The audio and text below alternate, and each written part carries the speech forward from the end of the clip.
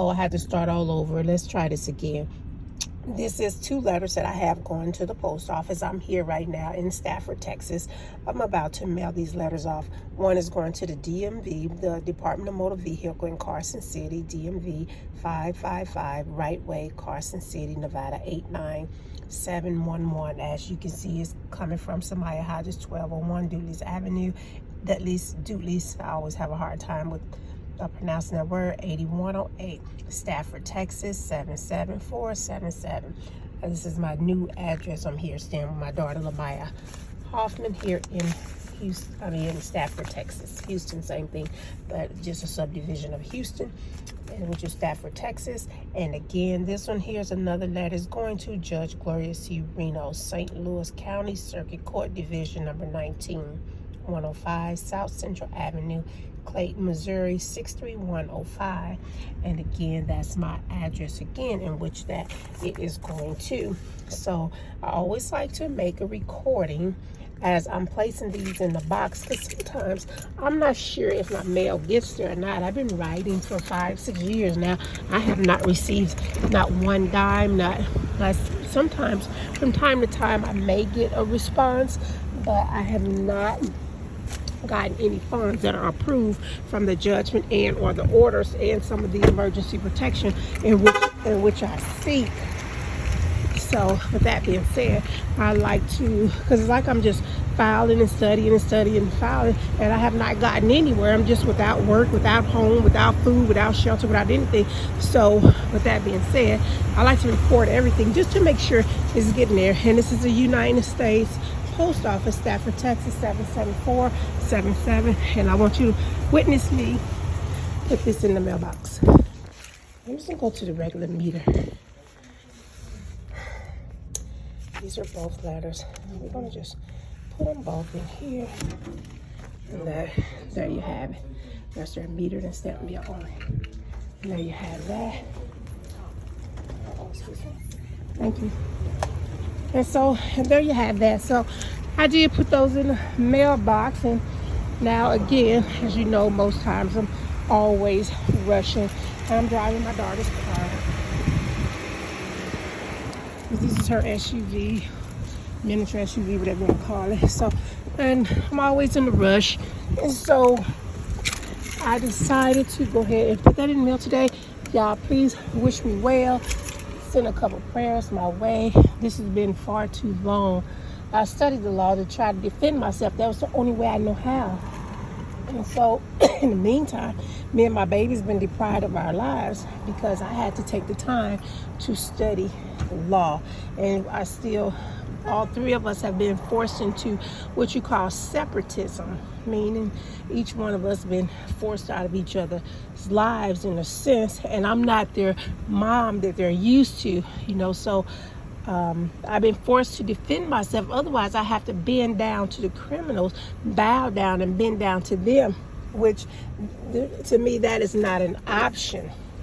If I bend once, I would always have to bend. And then my daughters will always be theirs, as they were claiming in 15 and 14 that they are my baby's new guardian. So, and I was like, oh, well, let's just see about that. But it's taken far too long. So I had to fight, even if it takes me another 10 years, I have to fight legally through the law so that I can win my babies back, regardless of how long it takes, so that I can win my babies back from these here corrupt police officers, from these corrupt states in Las Vegas or whomever else it may be. I gave birth to those children. They came out of my vagina. We're not living in the 40s. We're not living in the 30s. All forms of slavery has been abolished. So no one has the right to claim my child, claim ownership of my children. No one has the right, and no one has the right to deprive us of our lives.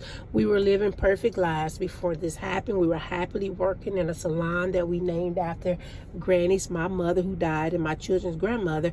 We were so happy to have that salon, because that kind of helped us with that void that was missing in our life, and which was her. So just by merely hearing the name every day, hi, welcome to Granny's, may I help you, or just naming the salon after her, gave us a quick recovery kind of for life, some type of get past our grieving and our suffering. It kind of helped us a whole lot to get past that. And we took pride in that salon, like it was really my mom's salon, because we named it after her. So we really took a lot of pride in that salon. That was, to me, that was like a gift from the creator to help me to jump over that hurdle, get over that hurdle, so that I can go ahead and continue with my life. And I know my mom wouldn't want me suffering. So we really took pride in naming the place after Granny's Beauty Center. It was just us coming to see her every day or something like that. That's kind of what it really meant to us. And for this kind of stuff to just be taken away without cause, just because a police officer or elected official have the power to do so, they have the influences, they have the technology and all this stuff, just to come and just rob us and deprive me of my life is just, that's horrific. That's just, I don't know anything about slavery. I don't know anything about bending. I've been an entrepreneur my entire life. So this is kind of like so messed up. It was like trying to eat on a box of nails or something. You trying really, really hard to fight for your babies, but at times it seems like there is no way out, but you don't know what else to do other than the fact that you know that you can't bend. So you just keep going and keep going. And many a times I'm thinking, not that I'm suicidal, but I'm thinking that may end up being the last result, because I cannot bend. These are my children. And, I'm trying not to be ignorant. I'm trying to be dignified, trying not to be ignorant and loud and forcing them to provoke me out of my character and other things. So I'm trying my best to just, do it the rightful way, the legal way. At the same time, I'm without my baby. My youngest daughter, when she went off to college, they preyed up on her life, and I'm without her. I go talking to her from every day till, I was still her mama up until 15 when they decided they're going to take guardianship of my child. Mind you, I have legal guardianship papers from a divorce 100%, but yet these here police officers, these elected officials, they just doing what they want to do here in America, and particularly in Las Vegas.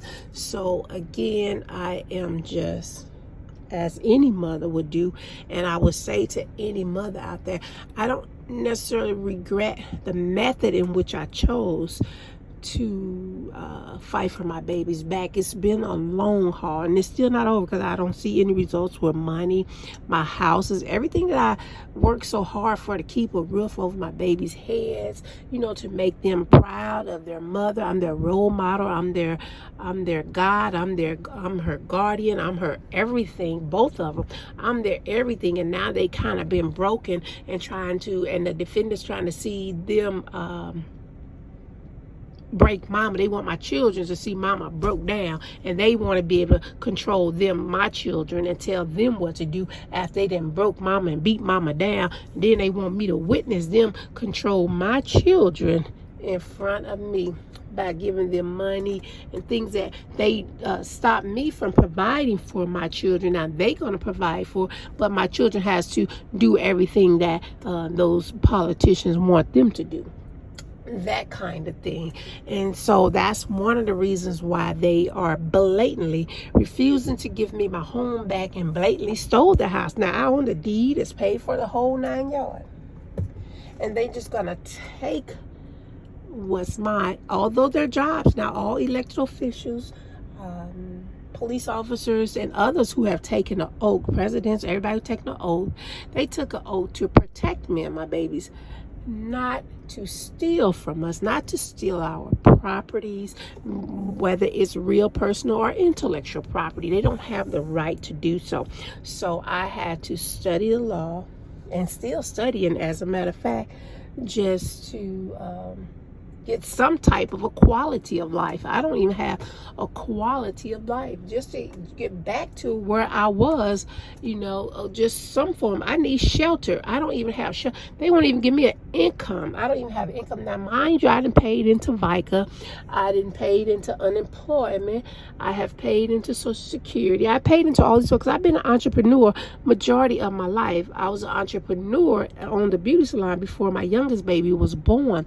So mind you, I paid all these taxes. I didn't pay quarterly estimated taxes. I mean, I pay taxes before taxes are due, or if they are even to be due, if they're even owed. So I didn't pay all these taxes. I have every type of insurance you can think of: medical insurance, whole life insurance, all of this. I have a DUN, I have an Inc., I have an LLC, I have a CFC, I have a CDC. I mean, I just got credentials of the yang yang. I am I have seen the stars in the east. You just name it, I have it. But yet here I am fighting for just basic necessities. Today they stole my business. That's a name that's totally custom, a legacy of my mom. They stole my business. The clients were kind of like easy for them to take because I was so thorough that everybody came in out of my doors. I had their contact information. So if one wanted to just go into my salon, and they did, and take the computer or some of the manual contact information, it would be easy for them to contact all 6,000 plus of those people who came in and out of Granny's. So that massive conspiracy was really easy for them to do because I didn't own a beauty shop. I owned a business. I'm trying to be up there with the Fortune 500 company business. So I own a business. I had a franchise, and one time I had 3 salons going. I already obtained or retained a franchise attorney. So he already took my money. So I have a licensure, a franchise licensure. All of that is just, I'm being blocked from using it, blocked from working with all of that. And so it's so unfortunate. As I was thinking about that franchise, I had another thought that I'm talking so fast and I kind of lost that train of thought. But yes, I had the franchise licensure for my business. It's been, like I said, it's been patent and copywritten. Oh, I also have hired on my payroll a business firm that should have protected my business anyways. PayPros is a company in which I use, and I have to go back and look at their contract that I signed with them. I don't necessarily have it on hand, but PayPros, PROS, is a payroll company that I use for my employees.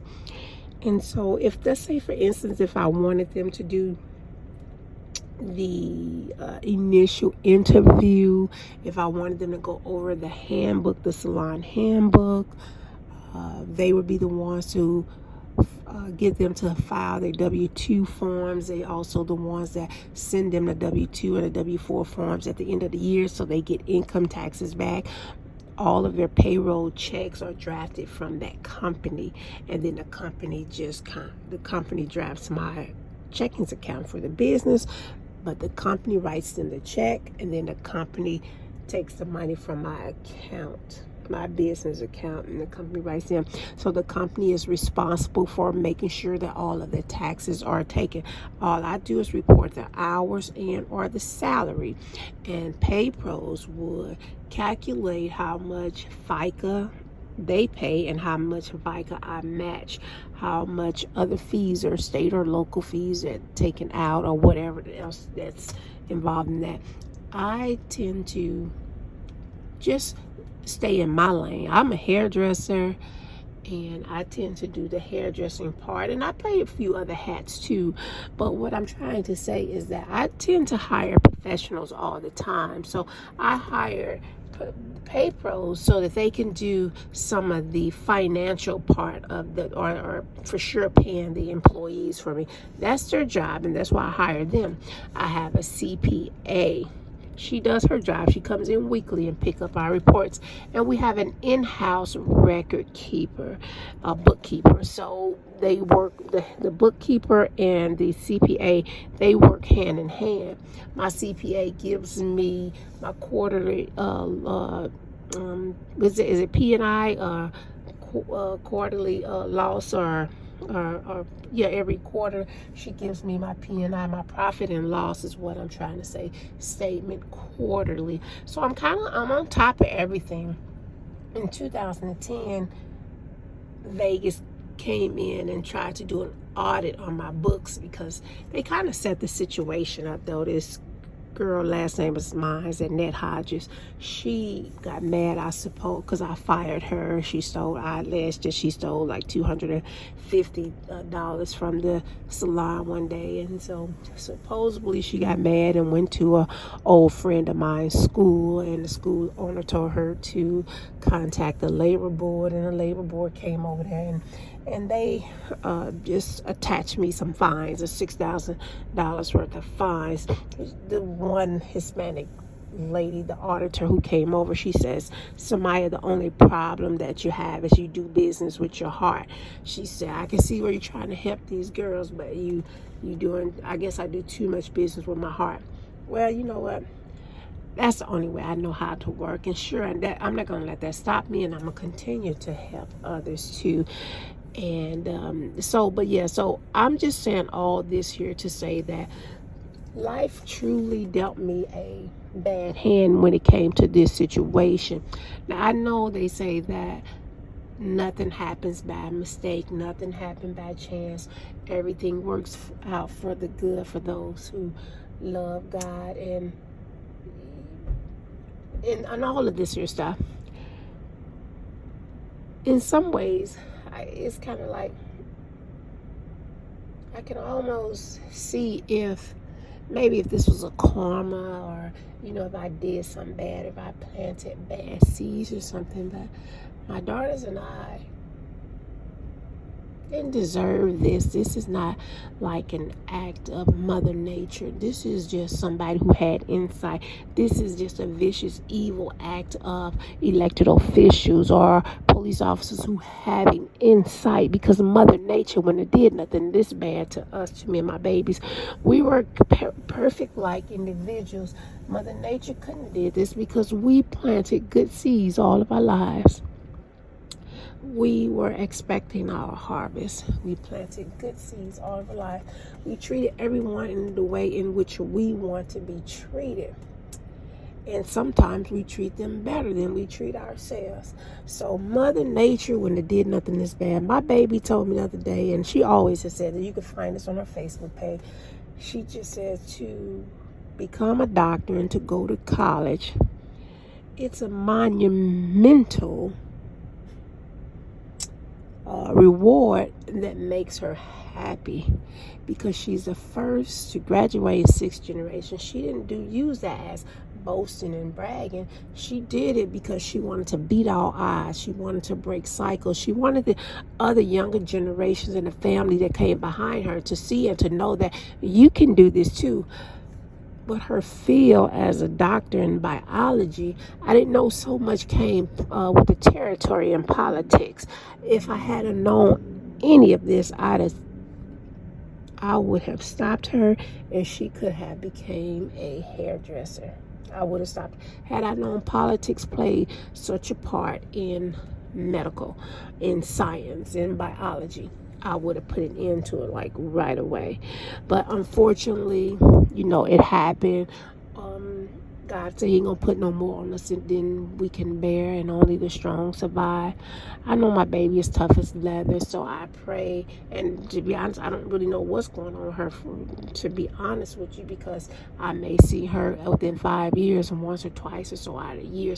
And it's so not her behavior, so I'm really not sure what's going on with her, other than what she is made to tell me over the phone. And I believe she is truly just made to tell me that over the phone, because every parent knows their daughter or their child, and it's so not like her. And I feel like she's been held hostage or something, and she can only say what one wants her to say.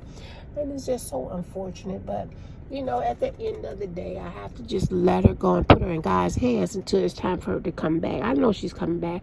God promised me. So, again, I have to wait and bear the pain and bite the bullet and just kind of, stay happy, stay well-rounded, stay balanced. I have to do all these things too, and then stay strong for my children, because it don't make sense to do this much studying and going up against the law and then have to worry so much about her to the point that it could cause one mental harm or distress or anxiety. So with that being said, I kind of keep my focus off of her, just knowing and putting in God's hand, knowing that He's going to get her.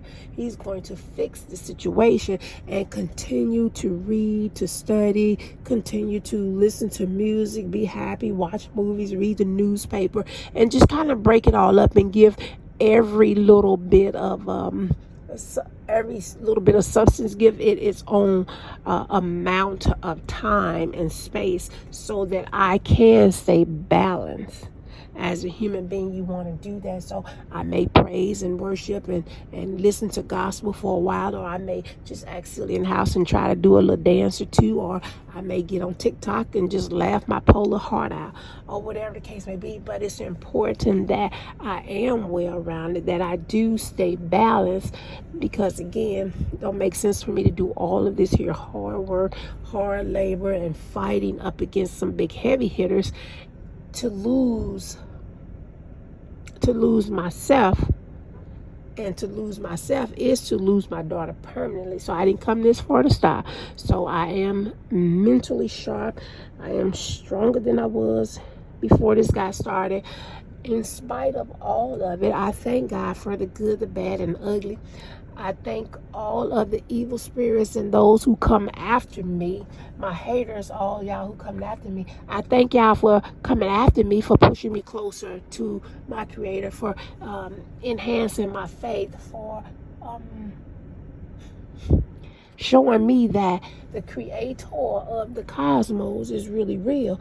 And the mere fact that all you guys are after me shows me that the Creator is real. So I thank my haters for pushing me closer to the Creator, in which they thought they was going to cause me to bend and push me away, but it's having the opposite effect. So again, I thank them, and I pray that this message do reach somebody. I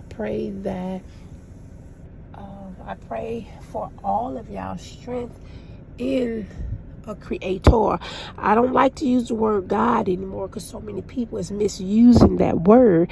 We have human beings and politicians and former presidents and different people calling themselves God now through this scientific technology. So they have a scientific God. So now we have so many people in societies worshiping a scientific God, or just a human being calling himself God. So now, with that being made aware to me, I try to start using the word Creator, the Creator of the cosmos, because no man on planet Earth created other planets, Saturn and Jupiter and Venus and all these. You didn't do that. So now I say to the Creator of the cosmos, to the Creator of that unknown magical energy, there's some energy that sometimes we associate with the word God. Man put that name on that particular unknown mystery force or being or energy or whatever it is. Man put that word God on there. So I stay away from that word sometimes, and if I use it, I make sure I try to, and sometimes I slip up, but for the most part, I want everybody to know. And even if I do use it or we see it in writings at all time, I am referring to the Creator of the universe, and not some scientific God, not some person calling himself God, and all of these stuff. So I had to reach over and beyond a person calling themselves God. I had to reach over and beyond some scientific God. So then, therefore, I had to use scriptures on them to go all the way to heaven, go to this here source, and then use that in the court of law to ask for the heavens to get past this scientific God and get past this dude named God. So I had to go all the way and reach higher than them. And the only way I can get higher to them is to reach for the heavens. And so in my writings, if you see that, that's the reason why I did that. Not because I'm trying to be some over religious person. No, I keep everything in its proper perspective. But sure, I can't even do anything without giving praise to that creator, because that's just being grateful. That's just showing gratitude. That's just who I am. And so that's who all of y'all should be. Sure, I'm very grateful and I'm thankful for all things. So sure, I give it to that creator. But I like to dance and party and do it. No, I don't drink, smoke, or do drugs. I'm not saying that it's wrong for you to do it. I don't do it. I'm thanking God that I don't do it. I can stay focused. I don't have to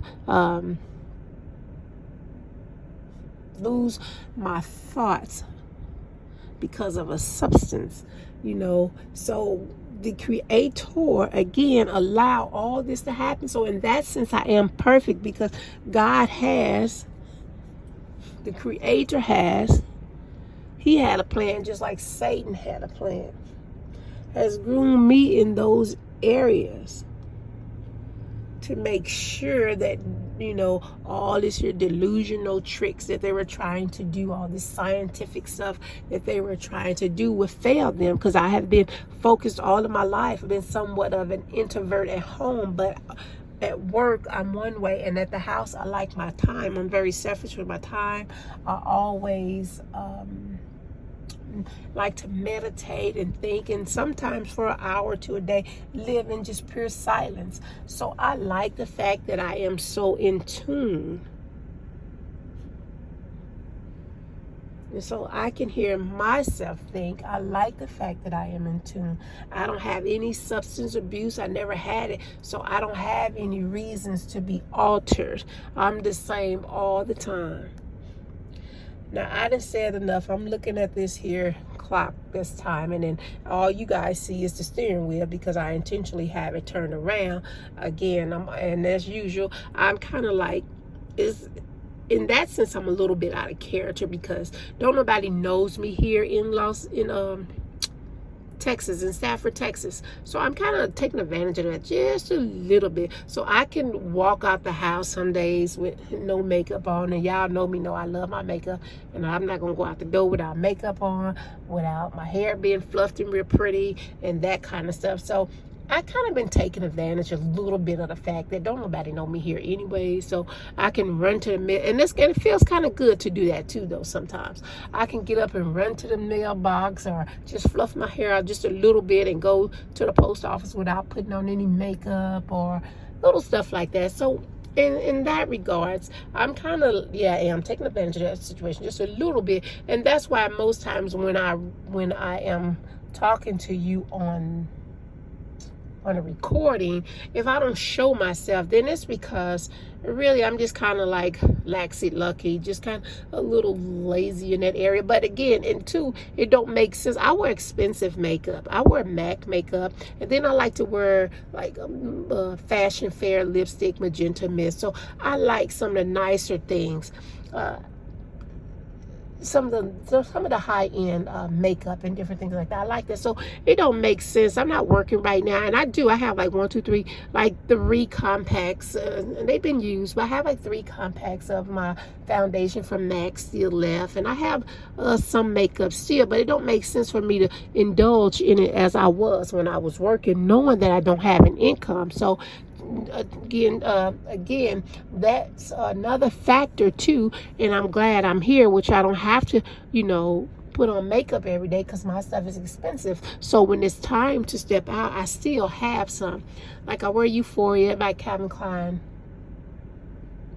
perfume. Sure, I have some left, but it don't make sense to put it on every day. So I have to wait until occasion come, or if I'm going to be around a bunch of who guys, then yeah, sure.